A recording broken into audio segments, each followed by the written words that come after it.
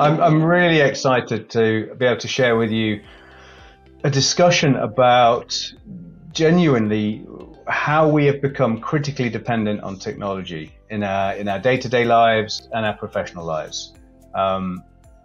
When and how cyber criminals are able to turn off our technology and disrupt our lives, I think is a key issue for us all to think about. In the talk, we'll talk a little bit about how not just ransomware but cybercrime has evolved to become genuinely one of the greatest challenges and threats I think society faces. We'll also talk a little bit about the risk that we face. You know, who are targets? Are we all targets? And then what we can do, not if but when we experience digital disruption. I find it one of the most fascinating subjects to think about, and I really look forward to sharing that with you all.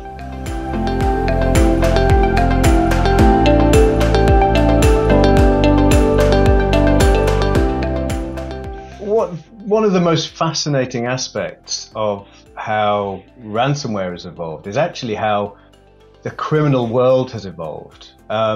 If we think about the poster children for digital disruption, Uber, Netflix, and the like, for me, the most significant digital disruptive industry is the cybercrime industry.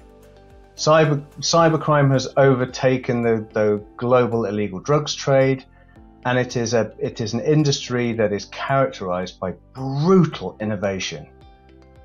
Ecosystem, globally connected, using cloud-based and SaaS technologies to prosecute operations in any country against any person in the world, built upon anonymity and an anonymous and untraceable currency. I don't think it's a surprise at that point that we are facing a pandemic of ransomware using some of the most understood and groundbreaking technologies.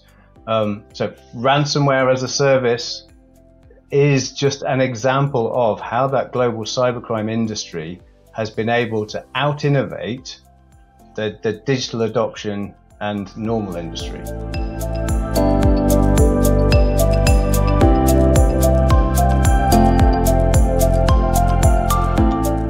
One of the things that we often do in technology and in business is we think about the process and the systems and the technologies. But actually at the heart of all the value that's created are people. Digital value is only created when a person can access data, and those two things come together. Cyber criminals understand that and target the individual, the user, the employee. What we often do as a security industry is think about ways to protect or help that user.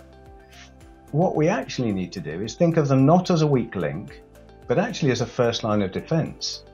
And increasingly, if I think about in a mid and post-pandemic world where individuals and users are really being pushed to their homes, to hybrid working models, they are at the front line of security, not just for themselves, but their families and their employers and the people they collaborate and partner with.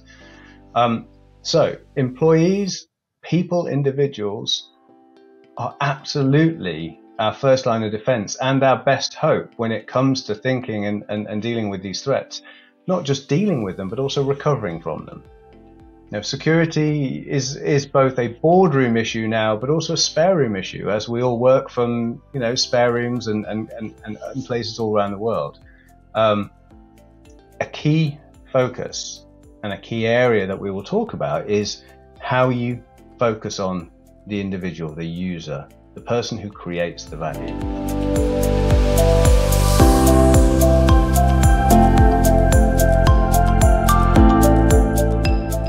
One of the biggest questions anybody can face: should you pay ransom?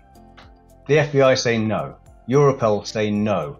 By paying ransom, you perpetuate the cybercriminal industry and you finance illegal activity.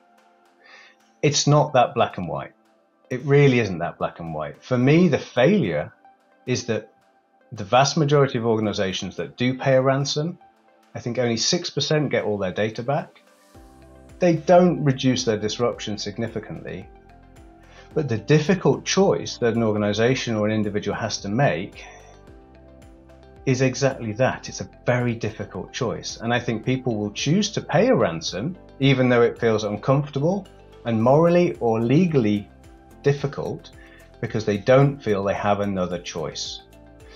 Everything we should do is to give individuals and organizations the ability to make a choice about whether to pay a ransom or not.